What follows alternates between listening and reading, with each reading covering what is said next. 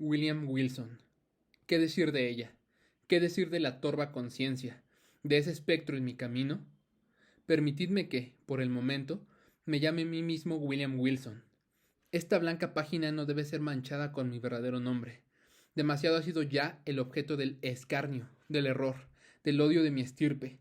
Los vientos, indignados, ¿no han esparcido en las regiones más lejanas del globo su incomparable infamia? Oh proscrito, oh tú, el más abandonado de los proscritos. ¿No estás muerto para la tierra? ¿No estás muerto para sus honras, sus flores, sus doradas ambiciones? Entre tus esperanzas y el cielo, ¿no aparece suspendida para siempre una densa, lúgubre, ilimitada nube? No quisiera, aunque me fuese posible, registrar hoy la crónica de estos últimos años de inexpresable desdicha e imperdonable crimen.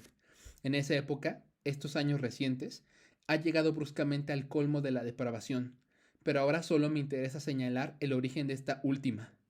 Por lo regular, los hombres van cayendo gradualmente en la bajeza. En mi caso, la virtud se desprendió bruscamente de mí como si fuera un manto. De una perversidad relativamente trivial, pasé con pasos de gigante a enormidades más grandes que las de Heliogábalo. Permitidme que os relate la ocasión, el acontecimiento que hizo posible esto. La muerte se acerca y la sombra que la procede proyecta un influjo calmante sobre mi espíritu. Mientras atravieso el oscuro valle, anhelo la simpatía, casi iba a escribir la piedad, de mis semejantes. Me gustaría que creyeran que, en cierta medida, fui esclavo de circunstancias que excedían el dominio humano. Me gustaría que buscaran a favor mío, en los detalles que voy a dar, un pequeño oasis de fatalidad en ese desierto del error. Me gustaría que reconocieran, como no han de dejar de hacerlo, que si alguna vez existieron tentaciones parecidas, jamás un hombre fue tentado así y jamás cayó así. ¿Será por eso que nunca ha sufrido en esta forma? Verdaderamente, ¿no habré vivido en un sueño? ¿No muero víctima del horror y el misterio de la más extraña de las visiones sublunares?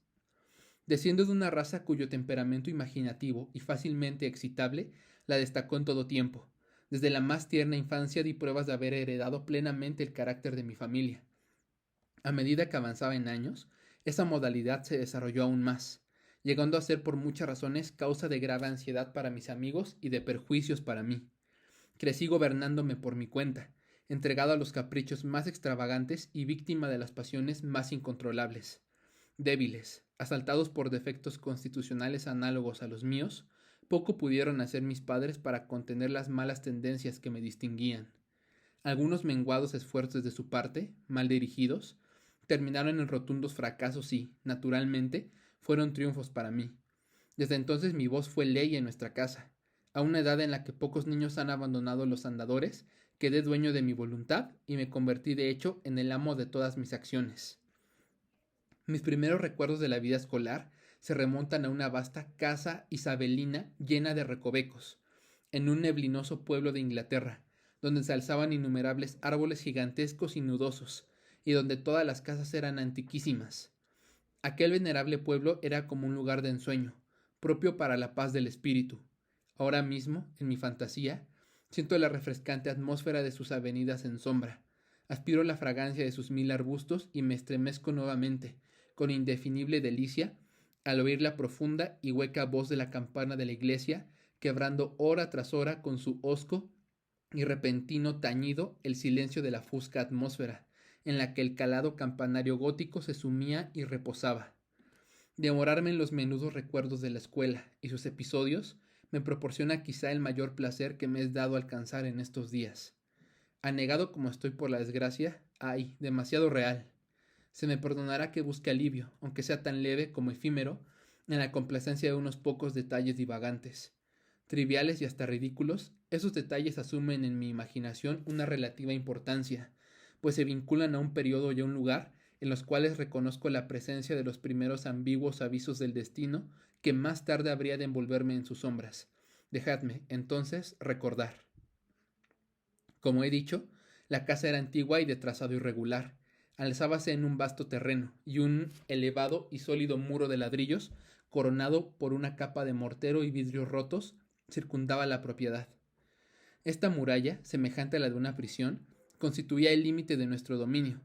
Más allá de él nuestras miradas solo pasaban 3 veces por semana, La primera, los sábados por la tarde, cuando se nos permitía realizar breves paseos en grupo, acompañados por 2 preceptores, a través de los campos vecinos, y las otras 2 los domingos, cuando concurríamos en la misma forma a los oficios matinales y vespertinos de la única iglesia del pueblo.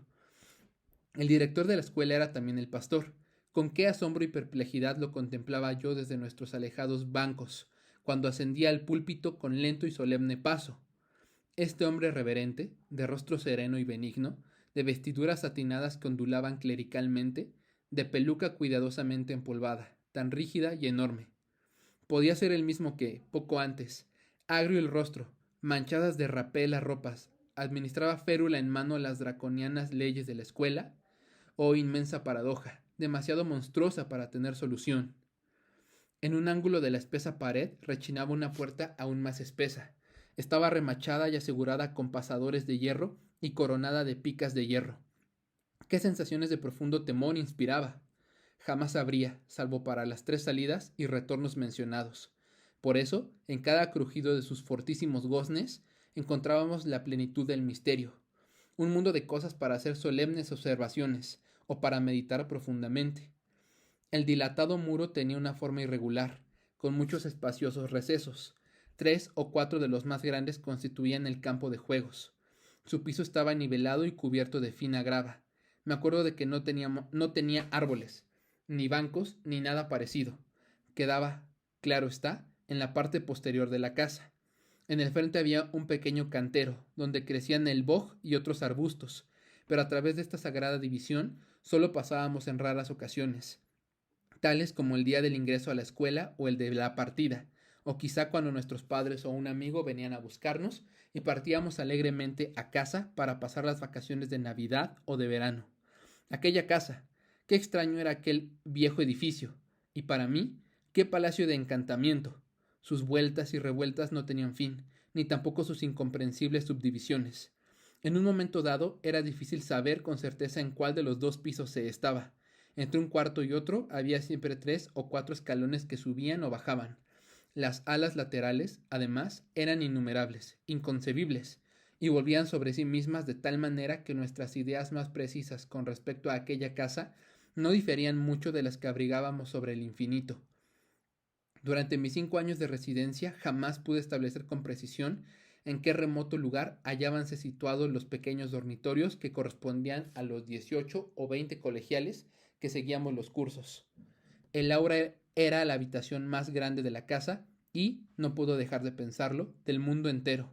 Era muy larga, angosta y lúgubremente baja, con ventanas de arco gótico y techo de roble. En un ángulo remoto, que nos inspiraba espanto, había una división cuadrada de unos 8 o 10 pies, donde se hallaban el sanctum, destinado a las oraciones de nuestro director, el reverendo doctor Bransby. Era una sólida estructura de maciza puerta. Antes de abrirla en ausencia del domine, hubiéramos preferido perecer voluntariamente por la peine forte et dure. En otros ángulos había 2 recintos similares, mucho menos reverenciados por cierto, pero que no dejaban de inspirarnos temor. Uno de ellos contenía la cátedra del preceptor clásico y el otro la correspondiente a inglés y matemáticas. Dispersos en el salón, cruzándose y recruzándose en interminable irregularidad, veíanse innumerables bancos y pupitres, negros y viejos, carcomidos por el tiempo, cubiertos de libros harto hojeados y tan llenos de cicatrices de iniciales, nombres completos, figuras grotescas y otros múltiples esfuerzos del cortaplumas, que habían llegado a perder lo poco que podía quedarles de su forma original en lejanos días. Un gran balde de agua aparecía en un extremo del salón y en el otro había un reloj de formidables dimensiones. Encerrado por las macizas paredes de tan venerable academia, pasé sin tedio ni disgusto los años del tercer lustro de mi vida. El fecundo cerebro de un niño no necesita de los sucesos del mundo exterior para ocuparlo o divertirlo, y la monotonía aparentemente lúgubre de la escuela estaba llena de excitaciones más intensas que las de mi juventud extrajo de la lujuria o de mi virilidad del crimen. Sin embargo, debo creer que el comienzo de mi desarrollo mental se alió ya de lo común y tuvo incluso mucho de exagerado. En general, los hombres de edad madura no guardan un recuerdo definido de los acontecimientos de la infancia. Todos como una sombra gris, una remembranza débil e irregular, una evocación indistinta de pequeños placeres y fantasmagóricos dolores. Pero en mi caso no ocurre así. En la infancia debo de haber sentido con todas las energías de un hombre lo que ahora hallo estampado en mi memoria con imágenes tan vívidas, tan profundas y tan duraderas como los exergos de las medallas cartaginesas. Y sin embargo, desde un punto de vista mundano, qué poco había allí para recordar. Despertarse por la mañana, volver a la cama por la noche, los estudios, las recitaciones, las vacaciones periódicas, los paseos, el campo de juegos, con sus querellas, sus pasatiempos, sus intrigas.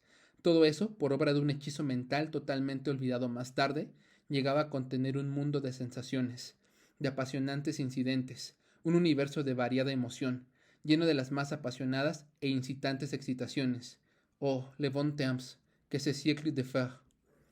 El ardor, el entusiasmo y lo imperioso de mi naturaleza no tardaron en destacarme entre mis condiscípulos, y por una suave pero natural gradación fui ganando ascendencia sobre todos los que no me superaban demasiado en edad, sobre todos, con una sola excepción.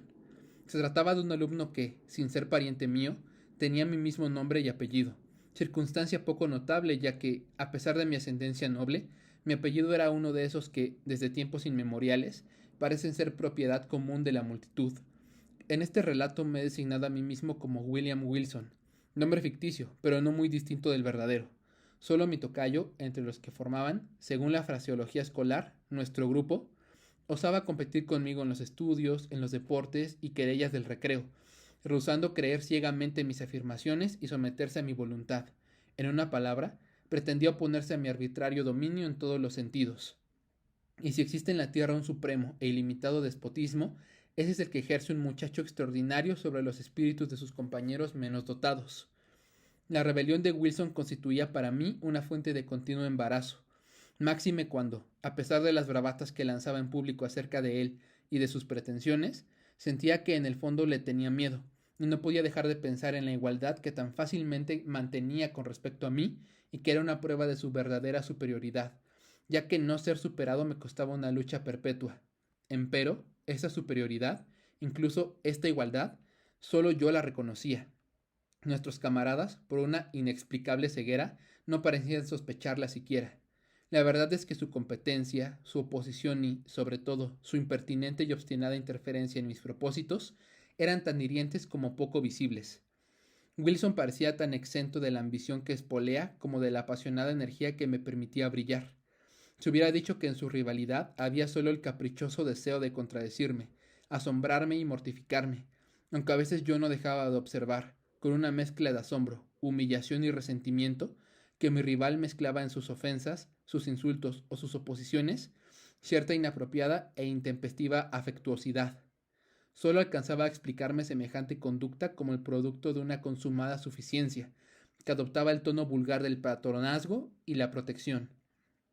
Quizá fuera este último rasgo en la conducta de Wilson, conjuntamente con la identidad de nuestros nombres y la mera coincidencia de haber ingresado en la escuela el mismo día, lo que dio origen a la convicción de que éramos hermanos, cosa que creían todos los alumnos de clases superiores. Estos últimos no suelen informarse en detalle de las cuestiones concernientes a los alumnos menores. Ya he dicho, o debí decir, que Wilson no estaba emparentado ni en el grado más remoto con mi familia, pero la verdad es que, de haber sido hermanos, hubiésemos sido gemelos, ya que después de salir de la academia del Dr. Bransby, supe por casualidad que mi tocayo había nacido el 19 de enero de 1813, y la coincidencia es bien notable, pues se trata precisamente del día de mi nacimiento. Podrá parecer extraño que, a pesar de la continua inquietud que me ocasionaba la rivalidad de Wilson y su intolerable espíritu de contradicción, me resultara imposible odiarlo. Es cierto que casi diariamente teníamos una querella, al fin de la cual, mientras me cedía públicamente la palma de la victoria, Wilson se las arreglaba de alguna manera para darme a entender que era él quien la había merecido. Pero, no obstante eso, mi orgullo y una gran dignidad de su parte nos mantenía en lo que se da en llamar buenas relaciones, a la vez que diversas coincidencias en nuestros caracteres actuaban para despertar en mí un sentimiento que quizá solo nuestra posición impedía convertir en amistad. Me es muy difícil definir e incluso describir mis verdaderos sentimientos hacia Wilson. Constituían una mezcla heterogénea y abigarrada, algo de petulante animosidad que no llegaba al odio, algo de estima, aún más de respeto, mucho miedo y un mundo de inquietud curiosa. Casi resulta superfluo agregar, para el moralista, que Wilson y yo éramos compañeros inseparables. No hay duda de que lo anómalo en esta relación encaminaba todos mis ataques, que eran muchos, francos o encubiertos, por las vías de la burla o de la broma pesada, que lastimaban bajo la apariencia de una diversión, en vez de convertirlos en franca y abierta hostilidad. Pero mis esfuerzos en ese sentido no siempre resultaban fructuosos, pues por más hábilmente que maquinara mis planes, ya que mi tocayo tenía en su carácter mucho de esa modesta y tranquila austeridad que, mientras goza de lo afilado de sus propias bromas, no ofrece ningún talón de Aquiles y rechaza toda tentativa de que alguien ría a costa suya. Solo pude encontrarle un punto vulnerable que, proveniente de una peculiaridad de su persona y originado acaso en una enfermedad constitucional, hubiera sido relegado por cualquier otro antagonista menos exasperado que yo. Mi rival tenía un defecto en los órganos vocales, que le impedía alzar la voz más allá de un susurro apenas perceptible, y yo no dejaba de aprovechar las míseras ventajas que aquel defecto me acordaba. Las represalias de Wilson eran muy variadas, pero una de las formas de su malicia me perturbaba más allá de lo normal. Jamás podré saber cómo su sagacidad llegó a descubrir que una cosa tan insignificante me ofendía. El hecho es que, una vez descubierta, no dejo de insistir en ella. Siempre había yo experimentado aversión hacia mi poco elegante apellido y mi nombre tan común, que era casi plebeyo. Aquellos nombres eran veneno en mi oído y, cuando el día de mi llegada, un segundo William Wilson ingresó en la academia, lo detesté por llevar ese nombre, y me sentí doblemente disgustado por el hecho de ostentarlo un desconocido que sería causa de una constante repetición, que estaría todo el tiempo en mi presencia y cuyas actividades en la vida ordinaria de la escuela serían con frecuencia confundidas con las mías, por culpa de aquella odiosa coincidencia. Este sentimiento de ultraje así engendrado se fue acentuando con cada circunstancia que revelaba una semejanza, moral o física, entre mi rival y yo. En aquel tiempo no había descubierto el curioso hecho de que éramos de la misma edad, pero comprobé que teníamos la misma estatura y que incluso nos parecíamos mucho en las facciones y el aspecto físico. También me amargaba que los alumnos de los cursos superiores estuvieran convencidos de que existía un parentesco entre ambos. En una palabra, nada podía perturbarme más, aunque lo disimulaba cuidadosamente, que cualquier alusión a una semejanza intelectual, personal o familiar entre Wilson y yo. Por cierto, nada me permitía suponer, salvo en lo referente a un parentesco, que estas similaridades fueran comentadas o tan solo observadas por nuestros condiscípulos. Que él las observaba en todos sus aspectos y con tanta claridad como yo, me resultaba evidente, pero solo a su extraordinaria penetración cabía atribuir el descubrimiento de que esas circunstancias le brindaran un campo tan vasto de ataque. Su réplica, que consistía en perfeccionar una imitación de mi persona, se cumplía tanto en palabras como en acciones, y Wilson desempeñaba admirablemente su papel. Copiar mi modo de vestir no le era difícil. Mis actitudes y mi modo de moverme pasaron a ser los suyos sin esfuerzo, y a pesar de su defecto constitucional, ni siquiera mi voz escapó a su imitación. Nunca trataba, claro está, de imitar mis acentos más fuertes, pero la tonalidad general de mi voz se repetía exactamente en la suya, y su extraño susurro llegó a convertirse en el eco mismo de la mía. No me aventuraré a describir hasta qué punto este minucioso retrato, pues no cabía considerarlo una caricatura, llegó a exasperarme. Me quedaba el consuelo de ser el único que reparaba en esa imitación y no tener que soportar más que las sonrisas de complicidad y de misterioso sarcasmo de mi tocayo. Satisfecho de haber provocado en mí el penoso efecto que buscaba, parecía divertirse en secreto del aguijón que me había clavado, desdeñando sistemáticamente el aplauso general que sus astutas maniobras hubieran obtenido fácilmente. Durante durante muchos meses constituyó un enigma indescifrable para mí, el que mis compañeros no advirtieran sus intenciones, comprobaran su cumplimiento y participaran de su mofa. Quizá la gradación de su copia no la hizo tan perceptible, o quizá debía mi seguridad a la maestría de aquel copista que, desdeñado lo literal, que es todo lo que los pobres de entendimiento ven en una pintura, solo ofrecía el espíritu del original para que yo pudiera contemplarlo y atormentarme. He aludido más de una vez al desagradable aire protector que asumía Wilson conmigo, y de sus frecuentes interferencias en los caminos de mi voluntad. Esta interferencia solía adoptar la desagradable forma de un consejo, antes insinuado que ofrecido abiertamente. Yo lo recibía con una repugnancia que los años fueron acentuando, y, sin embargo, en este día ya tan lejano de aquellos, séame dado declarar con toda justicia que no recuerdo ocasión alguna en que las sugestiones de mi rival me incitaran a los errores tan frecuentes en esa edad inexperta e inmadura. por lo menos su sentido moral, sino su talento y su sensatez era mucho más agudo que el mío, y yo habría llegado a ser un hombre mejor y más feliz si hubiera rechazado con menos frecuencia aquellos consejos encerrados en susurros, y que en aquel entonces odiaba y despreciaba amargamente. Así las cosas. Acabé por impacientarme al máximo frente a esa desagradable vigilancia, y lo que consideraba intolerable arrogancia de su parte me fue ofendiendo más y más. He dicho ya que en los primeros años de nuestra vinculación de condiscípulos, mis sentimientos hacia Wilson podrían haber derivado fácilmente a la amistad, pero en los últimos meses de mi residencia en la academia, si bien la impertinencia de su comportamiento había disminuido mucho, mis sentimientos se inclinaron, en proporción análoga, al más profundo odio. En cierta ocasión, creo que Wilson lo advirtió, y desde entonces me evitó o fingió evitarme.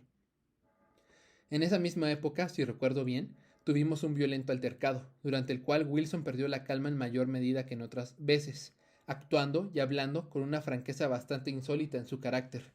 Descubrí en ese momento, o me pareció descubrir, en su acento, en su aire y en su apariencia general, algo que empezó por sorprenderme, para llegar a interesarme luego profundamente, ya que traía a mi recuerdo borrosas visiones de la primera infancia, vehementes, confusos y tumultuosos recuerdos de un tiempo en el que la memoria aún no había nacido.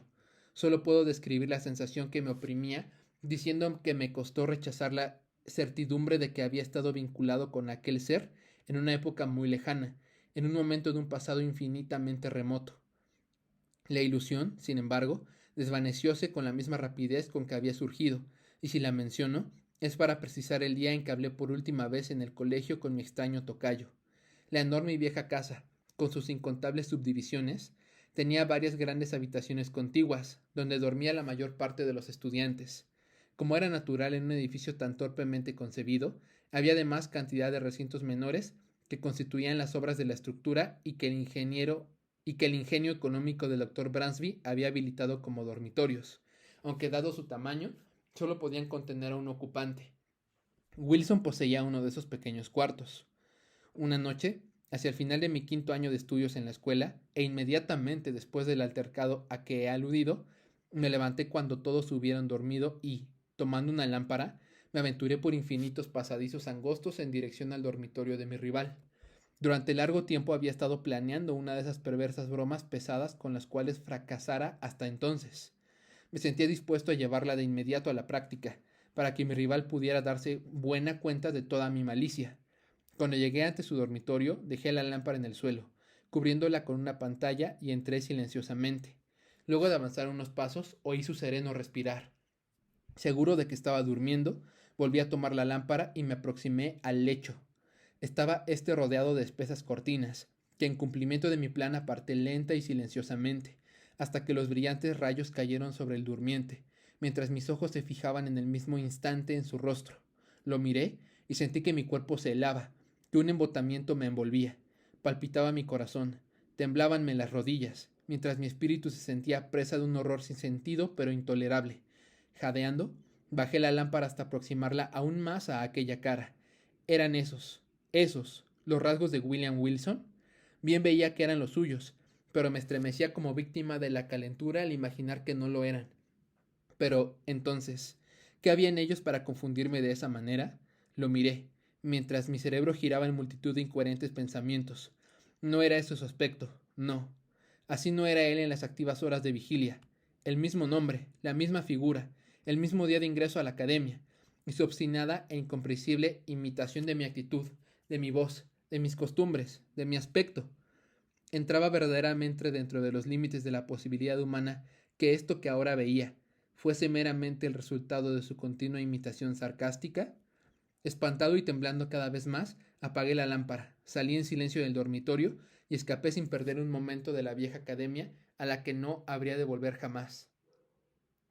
Luego de un lapso de algunos meses que pasé en casa sumido en una total holgazanería, entré en el colegio de Eton. El breve intervalo habría bastado para apagar mi recuerdo de los acontecimientos en la escuela del doctor Bransby, o por lo menos para cambiar la naturaleza de los sentimientos que aquellos sucesos me inspiraban. La verdad y la tragedia de aquel drama no existían ya.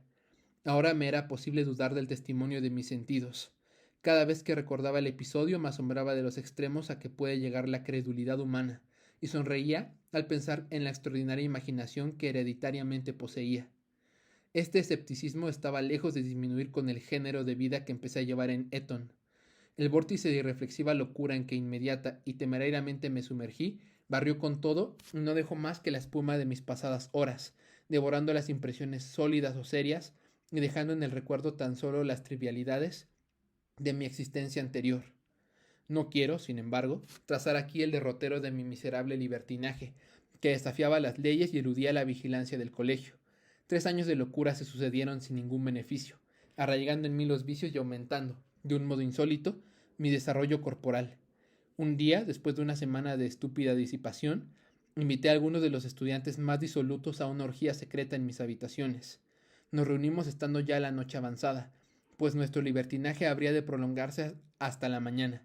Corría libremente el vino y no faltaban otras seducciones todavía más peligrosas, al punto que la gris alborada apuntaba ya en el oriente cuando nuestras deliberantes extravagancias llegaban a su ápice. Excitado hasta la locura por las cartas y la embriaguez, me disponía a proponer un brindis especialmente blasfematorio, cuando la puerta de mi aposento se entreabrió con violencia, a tiempo que resonaba ansiosamente la voz de uno de los criados. Insistía en que una persona me reclamaba con toda urgencia en el vestíbulo. Profundamente excitado por el vino, la inesperada interrupción me alegró en vez de sorprenderme.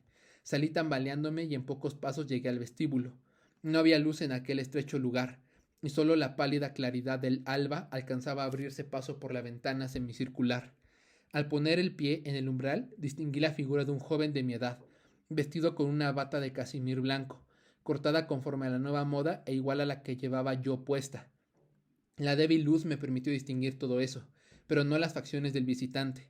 Al verme, vino precipitadamente a mi encuentro y, tomándome del brazo con un gesto de petulante impaciencia, murmuró en mi oído estas palabras: «William Wilson». Mi embriaguez se disipó instantáneamente. Había algo en los modales del desconocido y en el temblor nervioso de su dedo levantado, suspenso entre la luz y mis ojos, que me colmó de indescriptible asombro. Pero no fue esto lo que me conmovió con más violencia, sino la solemne admonición que contenían aquellas sibilantes palabras dichas en voz baja y, por sobre todo, el carácter, el sonido, el tono de esas palabras, sencillas y familiares sílabas que había susurrado, y que me llegaban con 1000 turbulentos recuerdos de días pasados, golpeando mi alma con el choque de una batería galvánica. Antes de que pudiera recobrar el uso de mis sentidos, el visitante había desaparecido. Aunque este episodio no dejó de afectar vivamente mi desordenada imaginación, bien pronto se disipó su efecto. Durante algunas semanas me ocupé en hacer toda clase de averiguaciones, o me envolví en una nube de morbosas conjeturas. No intenté negarme a mí mismo la identidad del singular personaje que se inmiscuía de tal manera en mis asuntos, o me exacerbaba con sus insinuados consejos. ¿Quién era? ¿Qué era ese Wilson? ¿De dónde venía? ¿Qué propósitos abrigaba? Me fue imposible hallar respuesta a esas preguntas. Solo alcancé a averiguar que un súbito accidente acontecido en su familia lo había llevado a marcharse de la academia del Dr. Bransby la misma tarde del día en que emprendí la fuga. Pero bastó poco tiempo para que dejara de pensar en todo esto, ya que mi atención estaba completamente absorbida por los proyectos de mi ingreso en Oxford. No tardé en trasladarme allá y la irreflexiva vanidad de mis padres me proporcionó una pensión anual que me permitiría abandonarme al lujo que tanto ansiaba mi corazón y rivalizar en despilfarro con los más altivos herederos de los más ricos condonados de Gran Bretaña. Estimulado por estas posibilidades de fomentar mis vicios, mi temperamento se manifestó con redoblado ardor, y mancillé las más elementales reglas de decencia con la loca embriaguez de mis licencias. Sería absurdo detenerme en el detalle de mis extravagancias. Baste decir que excedí todos los límites y que, dando nombre a multitud de nuevas locuras, agregué un copioso apéndice al largo catálogo de vicios usuales en aquella universidad, la más disoluta de Europa. Apenas podrá creerse, sin embargo, que por más que hubiera mancillado mi condición de gentil hombre, habría de llegar a familiarizarme con las innobles artes del jugador profesional y que, convertido en adepto de tan despreciable ciencia, la practicaría como un medio para aumentar todavía más mis enormes rentas a expensas de mis camaradas de carácter más débil. No obstante, esa es la verdad. Lo monstruoso de esta transgresión de todos los sentimientos caballerescos y honorables resultaba la principal, ya que no la única razón de la impunidad con que podía practicarla. ¿Quién, entre mis más depravados camaradas, no hubiera dudado del testimonio de sus sentidos antes de sospechar culpable de semejantes actos al alegre, al franco, al generoso William Wilson, el más noble y liberal compañero de Oxford, cuyas locuras, al decir de sus parásitos, no eran más que locuras de la juventud y la fantasía, cuyos errores solo eran caprichos inimitables, cuyos vicios más negros no pasaban de ligeras y atrevidas extravagancias.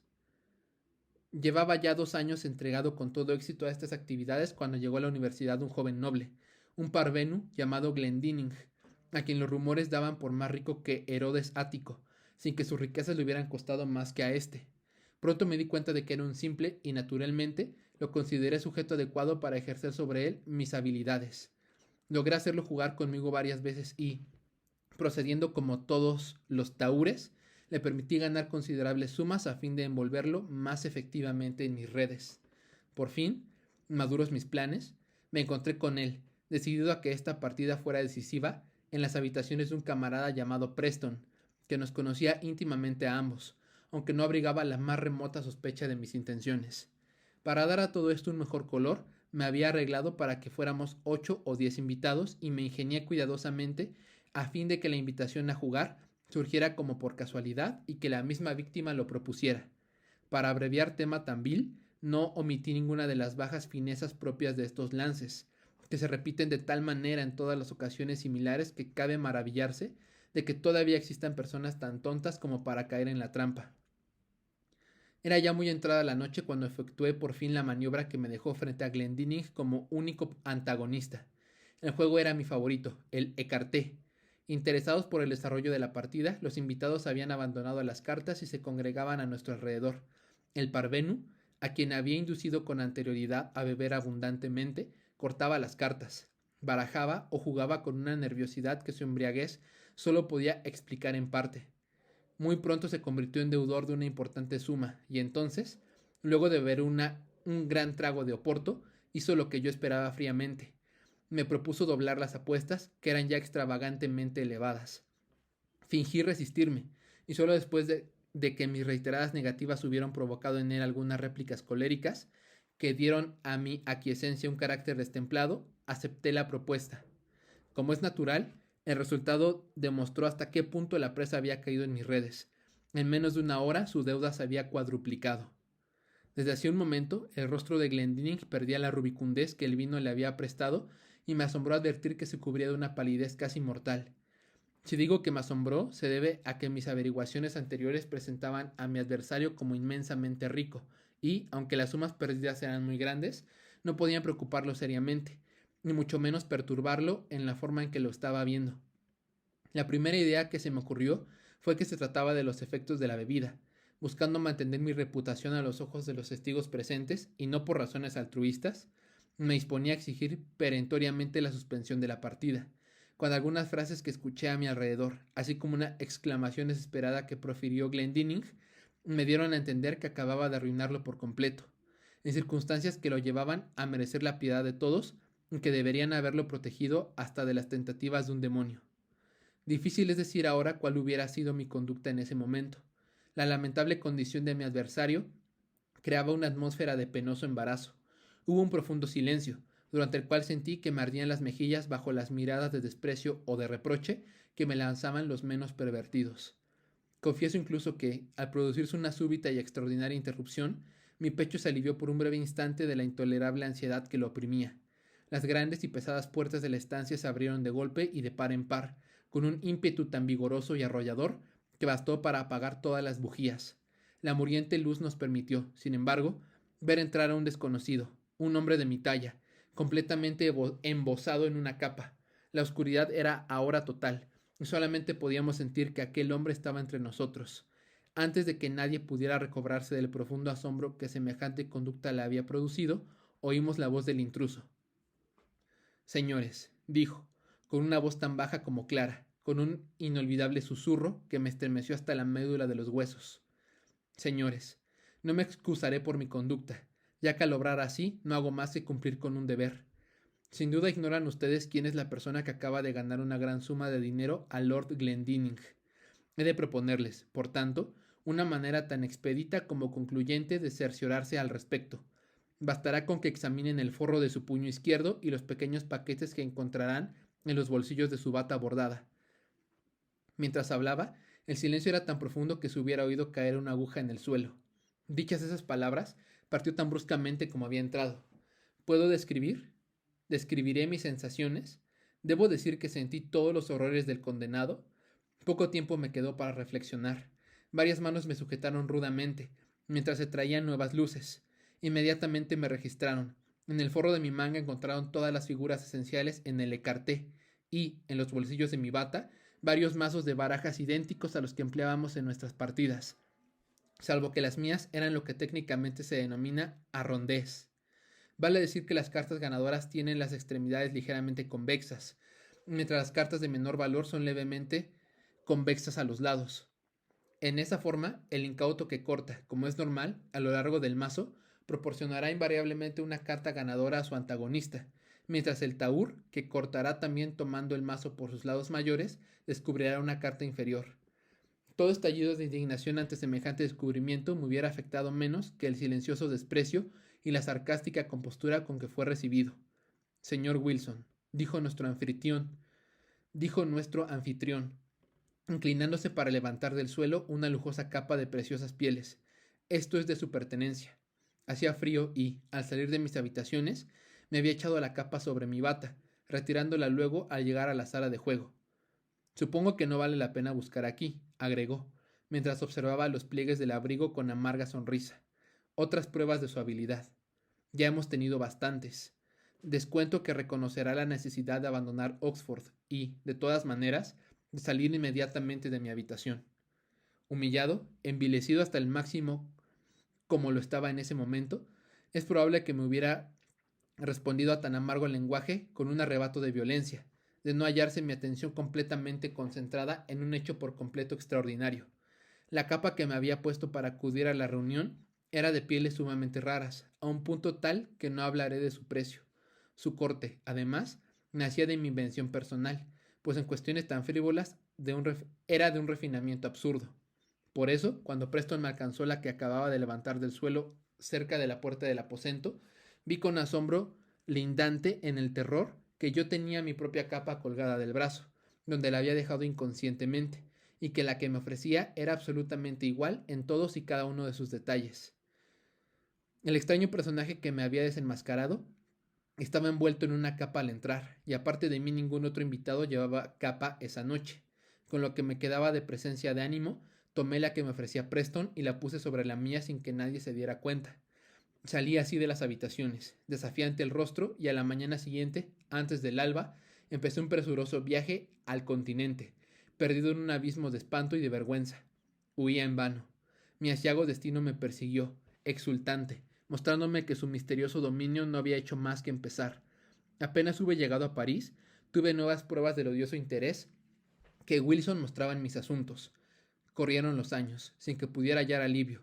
El miserable, con qué inoportuna, con qué espectral solicitud se interpuso en Roma entre mí y mis ambiciones.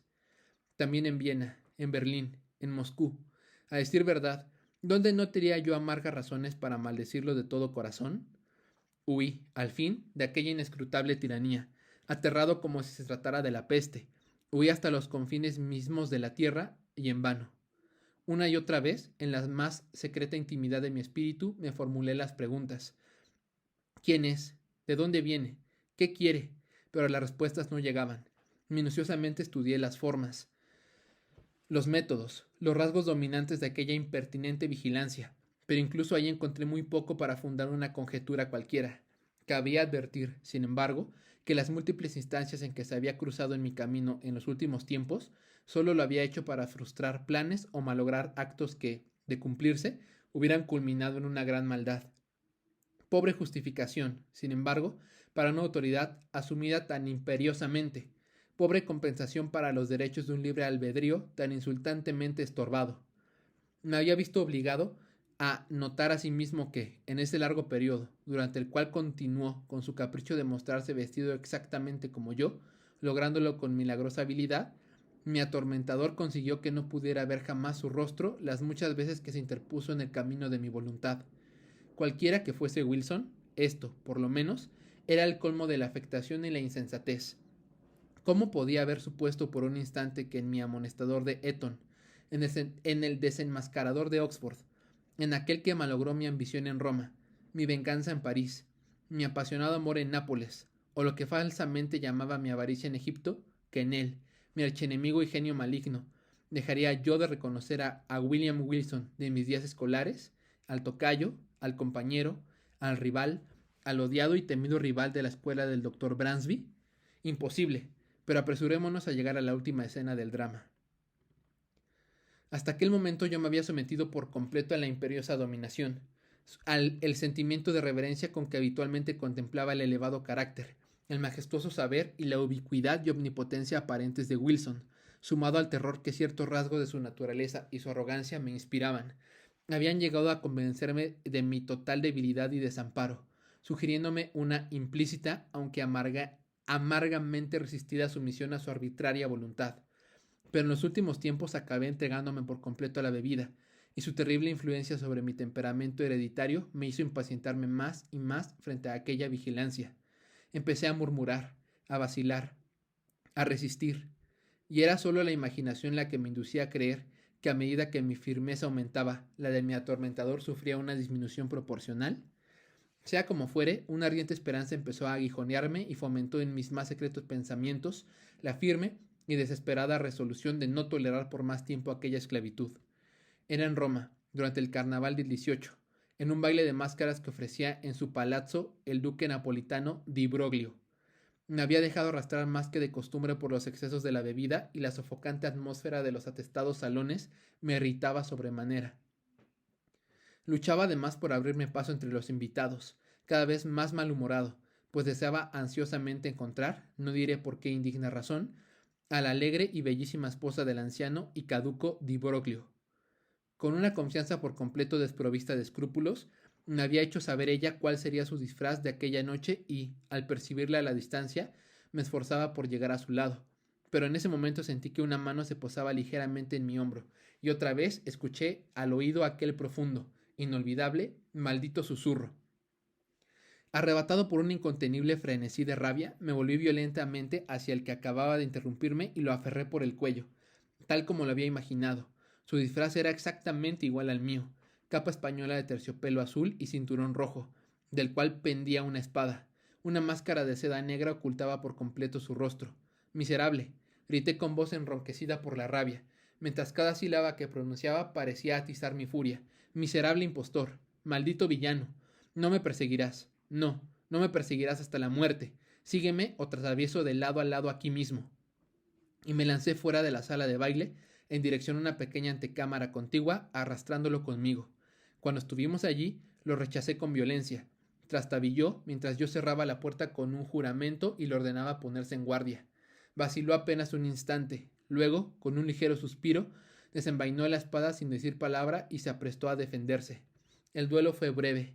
Yo me hallaba en un frenesí de excitación y sentía en mi brazo la energía y la fuerza de toda una multitud. En pocos segundos lo fui llevando arrolladoramente hasta acorralarlo contra una pared, y allí, teniéndolo a mi merced, le hundí varias veces la espada en el pecho con brutal ferocidad. En aquel momento alguien movió el pestillo de la puerta. Me apresuré a evitar una intrusión, volviéndolo inmediatamente hacia mi moribundo antagonista. Pero ¿qué lenguaje humano puede pintar esa estupefacción? Ese horror que se posesionaron de mí frente al espectáculo que me esperaba. El breve instante en que había apartado mis ojos parecía haber bastado para producir un cambio material en la disposición de aquel ángulo del aposento. Donde antes no había nada, alzábase ahora un gran espejo, o por lo menos me pareció así en mi confusión, y cuando avanzaba hacia él, en el colmo del espanto, mi propia imagen, pero cubierta de sangre y pálido el rostro, vino a mi encuentro tambaleándose. Tal me había parecido, lo repito, pero me equivocaba. Era mi antagonista, era Wilson, quien se erguía ante mí agonizante. Su máscara y su capa yacían en el suelo, donde las había arrojado. No había una sola hebra en sus ropas, ni una línea en las definidas y singulares facciones de su rostro que no fueran las mías, que no coincidieran en la más absoluta identidad. Era Wilson, pero yo no hablaba con un susurro, y hubiera podido creer que era yo mismo el que hablaba cuando dijo: «Has vencido y me entrego, pero también tú estás muerto desde ahora, muerto para el mundo, para el cielo y para la esperanza. En mí existías. Y al matarme, ven esta imagen, que es la tuya, cómo te has asesinado a ti mismo».